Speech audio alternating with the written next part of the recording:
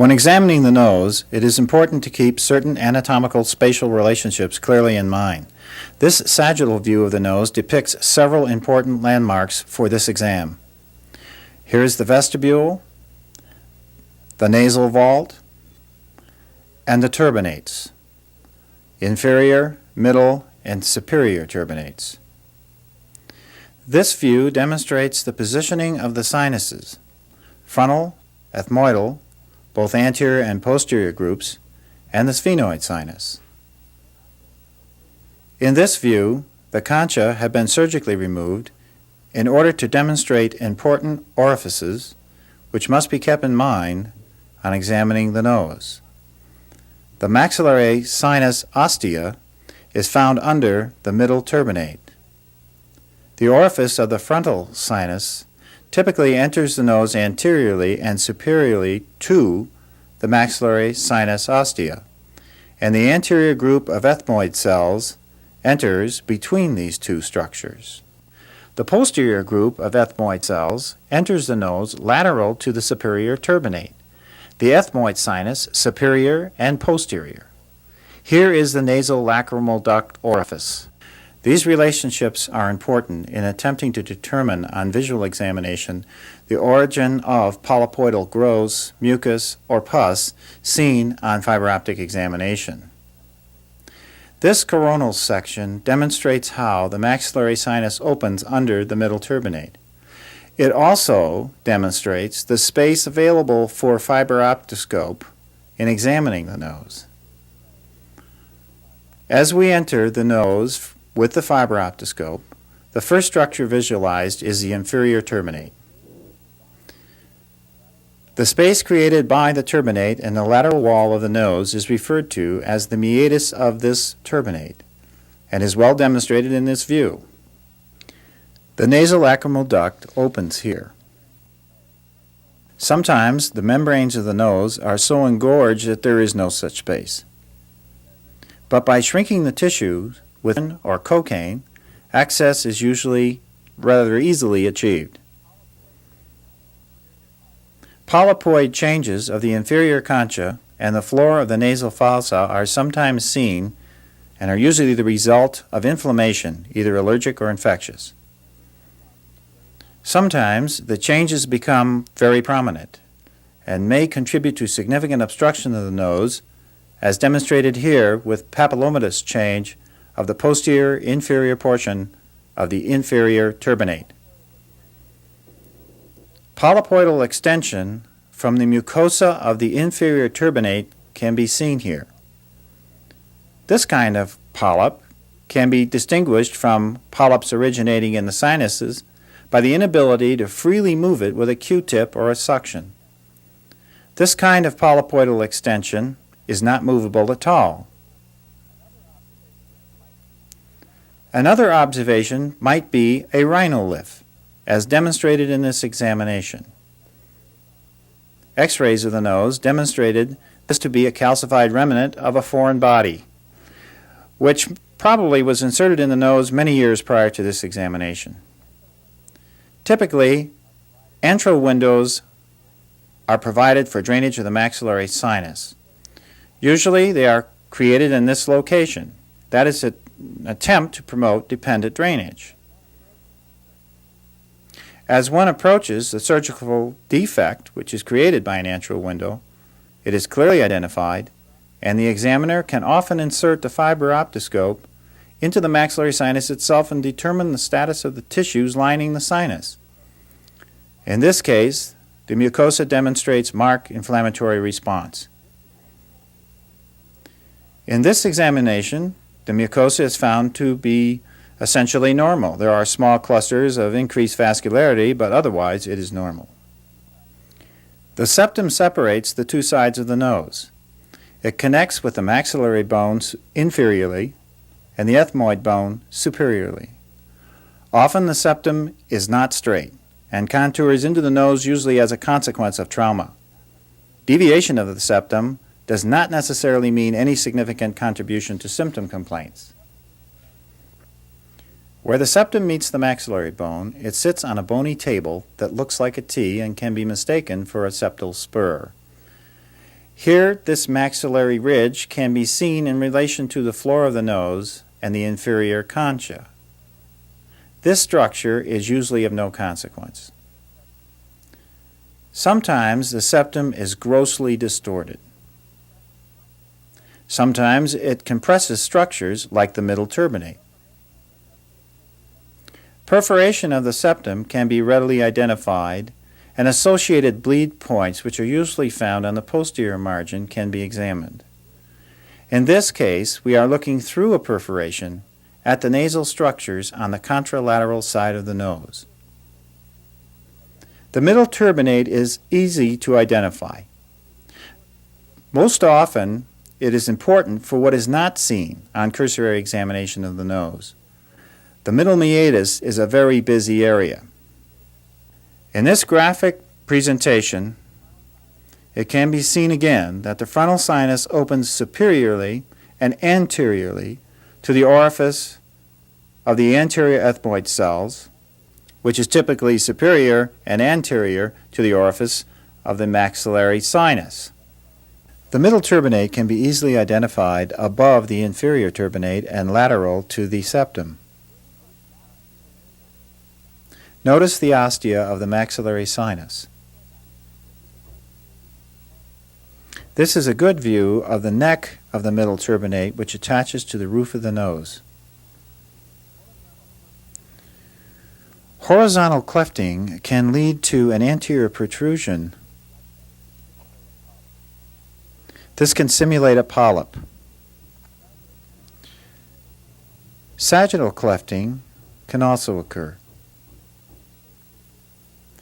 In this particular case, there appears to be two middle turbinates.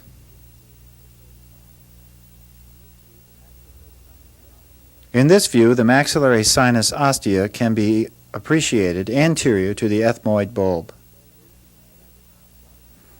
Here, the uncinate process can be visualized anterior to the maxillary sinus ostia. This view demonstrates the non-vascular and freely mobile character of the benign polyps often seen protruding into the nose at this level. The non-vascular nature of these polyps allows them to be injected with cortisone, such as dipomedrol, without the characteristic peripheral steroid effects. This is often helpful in attempting to achieve regression of these polyps as a temporary therapeutic intervention. With fiber optic examination, it is often possible to detect the origin of small polyps, mucus, or pus. This issue can be critical to appreciating the nature and the cause of patients' complaints. The next important area to be examined in the nasal fossa is the sphenoethmoidal recess. This space can be identified by locating the choana of the nose between the nasal fossa and the nasopharynx, and then directing the scope immediately superiorly. With adequate topical anesthesia, this can be achieved painlessly and without trauma to important structures located in this area. The sphenopalatine artery and nerve enter the nose posteriorly and on the lateral wall of the fossa at the level of the middle turbinate. In nearly 600 examinations, we have had no problem related to this structure or any other adverse effect for that matter. If one was biopsying tissue in this area, however, this would be a matter of critical importance. The superior concha is easily identified. The opening of the posterior ethmoidal sinus are not readily seen on this examination, but they would be located lateral to the superior concha and are usually multiple. The orifice of the sphenoid sinus is located medial to the superior turbinate on the posterior superior wall of the nasal vault. Only the vestibule of the sphenoid sinus can be appreciated on this examination and is perfectly normal. However, on these two views, one can appreciate papillomatous change in the vestibule of the sphenoid sinus. This warrants biopsy. The superior turbinate can be segmentalized into two or more turbinates as seen in this exam, or there could be a separate structure known as the supreme turbinate. These variations are of anatomical and surgical consequences only.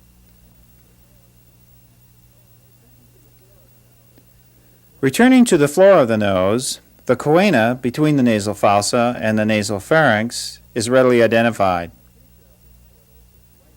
Atresia of this portal is life-threatening in a newborn. The choana can be partially obstructed, or as seen in this examination, completely obstructed by adenoidal tissue.